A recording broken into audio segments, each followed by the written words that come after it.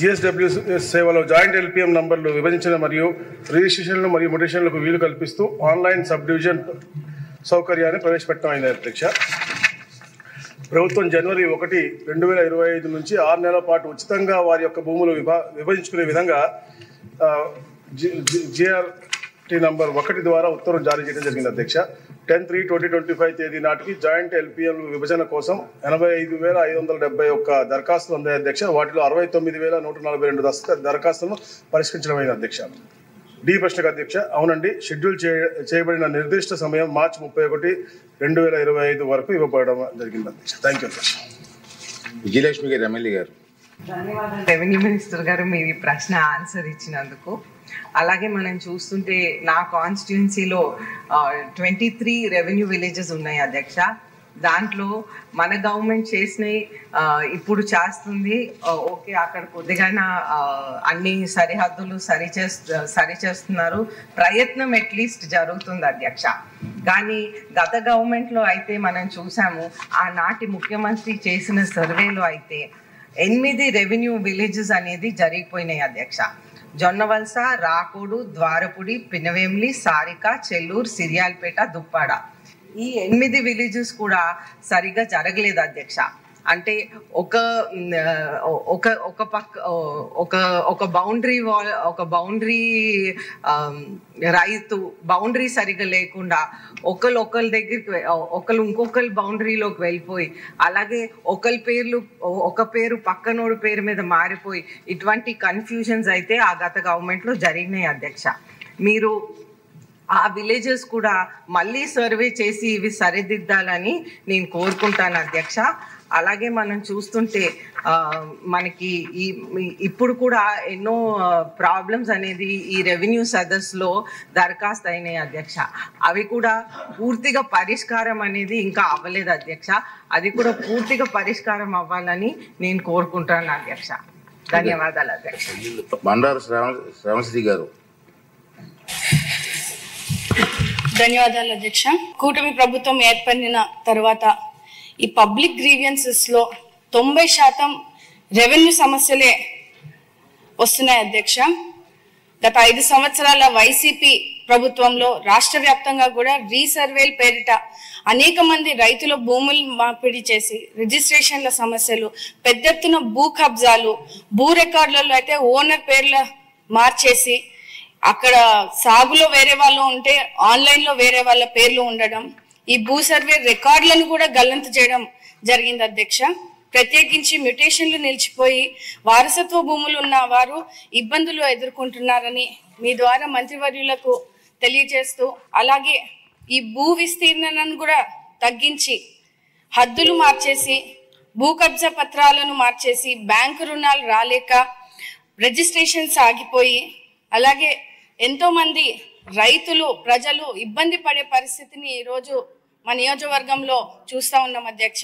ముఖ్యంగా మాలాంటి రిజర్వ్ కాన్స్టిట్యుయెన్సీస్లో ఈ వైసీపీ నాయకులు, అధికారులు ఎస్సీ, ఎస్టీ, బీసీ, మైనారిటీ గల ప్రజల భూముల్ని కూడా కబ్జా చేయడం జరిగింది అధ్యక్ష. తక్కువ ధరలకే వాళ్ళని భయపెట్టి అమ్మడము లేదా కొనుగోలు చేయడము అవన్నీ కూడా జరగడం జరిగింది అధ్యక్ష. వాస్తవంగా ఈ విధంగా ఎన్నో దేవాలయ భూముల్ని కూడా వాళ్ళు కబ్జాలు చేసి రిజిస్ట్రేషన్లు చేసుకొని దాని అమ్మడాలు కూడా కొన్ని వాటిలో జరగడం జరిగింది అధ్యక్ష. మీ ద్వారా మంత్రివర్యులను వీళ్ళపై చర్యలు తీసుకుంటారా లేదా అని కూడా అడుగుతా ఉన్నాను అధ్యక్ష. ముఖ్యంగా 2019-24లో జరిగినటువంటి రీసర్వేలు అన్నట్టు కూడా తిరిగి రీసర్వే చేయించాలని కూడా మీ ద్వారా మంత్రివర్యులను కోరుతున్నాను అధ్యక్ష. గత 5 ఏళ్ల వైసీపీ ప్రభుత్వంలో భూ సర్వేల పేరిట పరిష్కారం చేయకపోగా కొత్త సమస్యలను కూడా పుట్టించడం జరిగింది అధ్యక్ష. ముఖ్యంగా మా నియోజకవర్గంలో చిన్న ఎగ్జాంపుల్ అధ్యక్ష, ఒక రైతు మ్యుటేషన్ జరగక అధికారుల చుట్టూ తిరిగి ఆఖరికి ఆరోగ్యం బాగాలేకపోతే ఆ డబ్బులు లేక ఆ భూమిని కూడా అమ్ముకోలేని పరిస్థితి లేదా బ్యాంక్ లోన్ కూడా తెచ్చుకోలేని పరిస్థితి వల్ల ఆత్మహత్యాన్ని కూడా పాల్పడ్డము మనము ఇప్పుడు చూస్తున్నాం అధ్యక్ష. దయచేసి మీ ద్వారా ఈ సర్వే విలేజ్ ఆఫీసర్ల పైన కూడా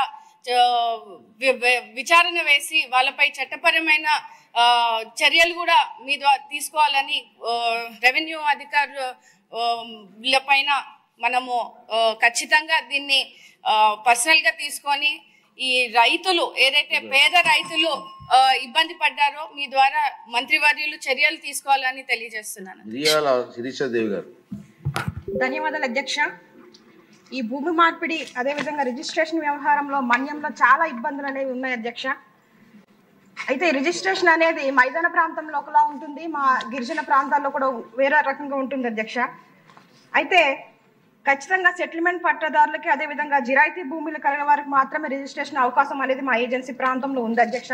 కాకపోతే ఏజెన్సీ ప్రజలు ఎక్కువగా డీ పట్టా కలిగిన వాళ్ళే ఎక్కువ మంది ఉన్నారు కనుక వీరికి కూడా రిజిస్ట్రేషన్ చేయించుకునే అవకాశం కల్పించే దిశగా ఒకసారి ఆలోచన చేయాలని కోరుతా ఉన్నాను. అదేవిధంగా మాకు ఈ ముటేషన్ అనేది ప్రధానంగా చేయమని మా ఏజెన్సీ ప్రాంతం చెప్తా ఉన్నారు. ఎందుకంటే తాత ముత్తాతలు సంపాదించినటువంటి భూమి కొడుకుల పేరు మీద రావాలంటే ముటేషన్ చేయించుకోవాలి. అప్పుడు చేయాలంటే ఎప్పుడో 20-30 సంవత్సరాల క్రితం చనిపోయినటువంటి తల్లిదండ్రులకు ఆధార్ కార్డు లేకపోవడం, అదేవిధంగా డెత్ సర్టిఫికేట్ లేకపోవడం, ఫ్యామిలీ మెంబర్ సర్టిఫికేట్ లేకపోవడం వల్ల ఆ భూమిని ఆ కొడుకులు వాళ్ళ పేరు మీద ఎక్కించుకోవడానికి కూడా చాలా ఇబ్బందులు అనేది మేము పడతా ఉన్నాం అధ్యక్ష.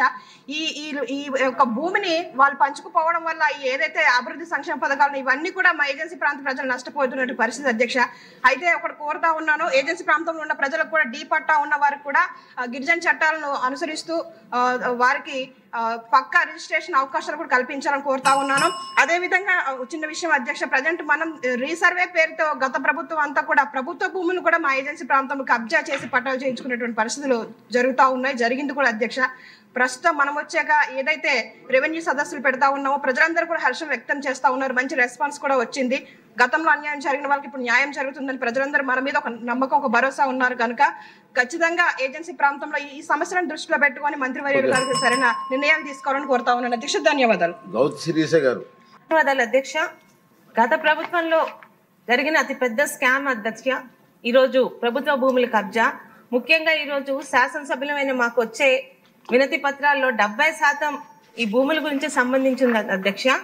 అలాగే జగన్ రెడ్డి హయాంలో పెద్ద ఎత్తున భూ కబ్జాలు, భూ రికార్డుల యజమానుల పేర్లు తారుమారు అవడం, వీటన్నిటిని గమనించి మన కూటమి ప్రభుత్వం రాగానే ఈ భూ సమస్యల పరిష్కారం దిశగా దృష్టి సారించి రెవెన్యూ సదస్సులకు నాంది పలికింది అధ్యక్ష. అయితే శాసనసభ్యురాలుగా ఈ రెవెన్యూ సదస్సుకు వెళ్ళినప్పుడు అక్కడ మాతో ఉన్న అధికారులు ఒక ప్రాక్టికల్ ప్రాబ్లం చెప్పగలిగారు అధ్యక్ష. ఈరోజు ఇక్కడ గవర్నమెంట్ భూముల మీద ఏదైతే ప్రైవేట్ వ్యక్తులు కబ్జాలు చేశారో వాటి మీద చిన్న చిన్న ఆక్రమణలు చేసి చిన్న చిన్న కట్టడాలు కట్టారు అధ్యక్ష. వాటికి మనం వాళ్ళకి నోటీస్ ఇవ్వకుండా వాళ్ళని రిమూవ్ చేయలేము అధ్యక్ష. నోటీస్ ఇచ్చినప్పుడు వాళ్ళు డైరెక్ట్గా కోర్టుకు వెళ్ళి కోర్టు దగ్గర నుంచి స్టే తెచ్చుకుంటున్నారు అధ్యక్ష. ఈ విధంగా స్టేలు ఇవ్వడం వల్ల అధికారులు మారిపోతున్నారు కానీ ఆ స్టేలు మళ్ళీ నార్మల్సీకి రావట్లేదు అధ్యక్ష.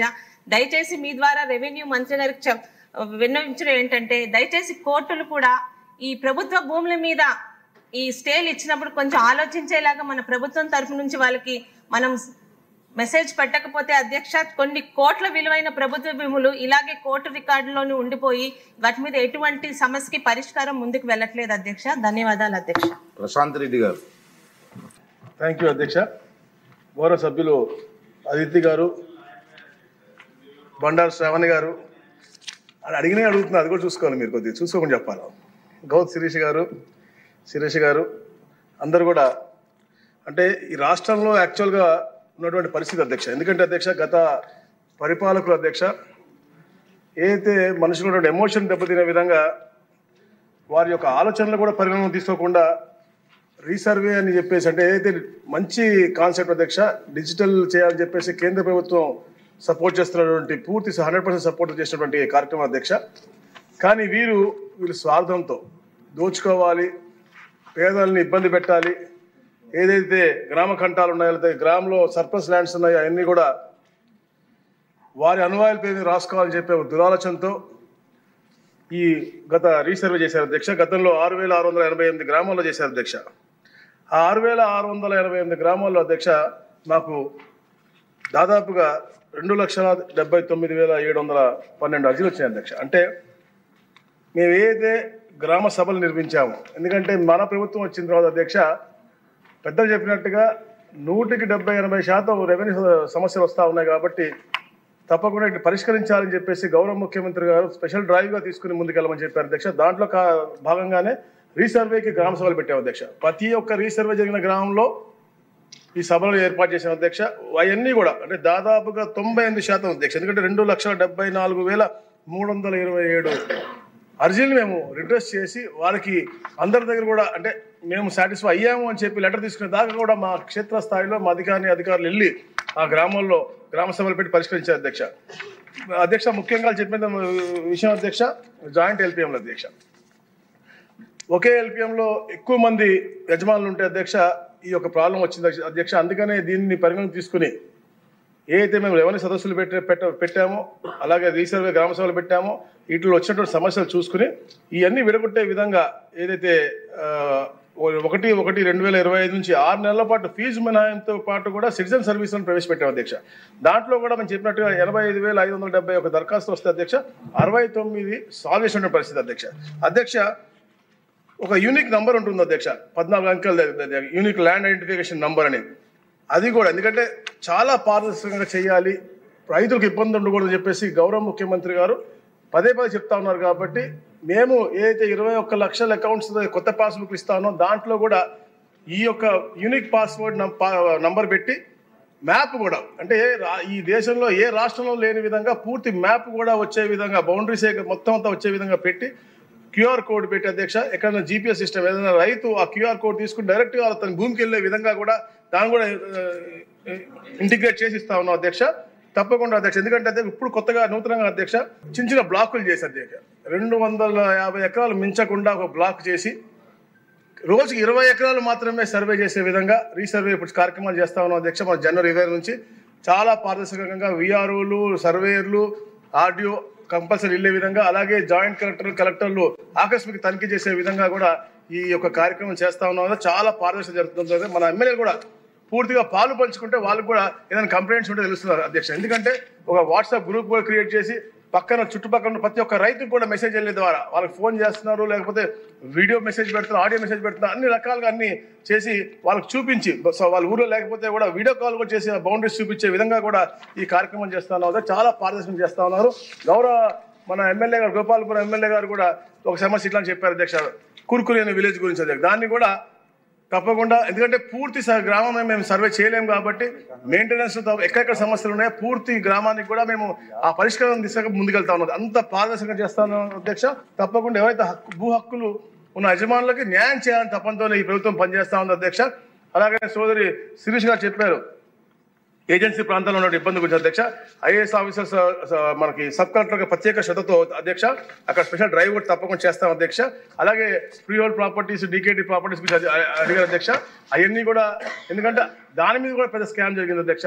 దాదాపుగా అన్లాఫుల్గా ఏదో 5 లక్షల పైన ఎకరాలు వాళ్ళు చేసుకున్నారు అధ్యక్ష. దాని రిజిస్ట్రేషన్ కూడా 8,000 పై జరిగినాయి అధ్యక్ష. అవన్నీ అటుపైన కూడా మేము అధ్యయనం చేస్తా ఉన్నాం. GOM వేసాం అధ్యక్ష. మొన్న కూడా చెప్పాను అసెంబ్లీలో. ఆ GOM ద్వారా ఈ DKT పట్టాలు ఫ్రీ హోల్డ్ గురించి కూడా మేము తప్పకుండా డిసిషన్ తీసుకుంటాం అధ్యక్ష. థ్యాంక్ యూ అధ్యక్ష.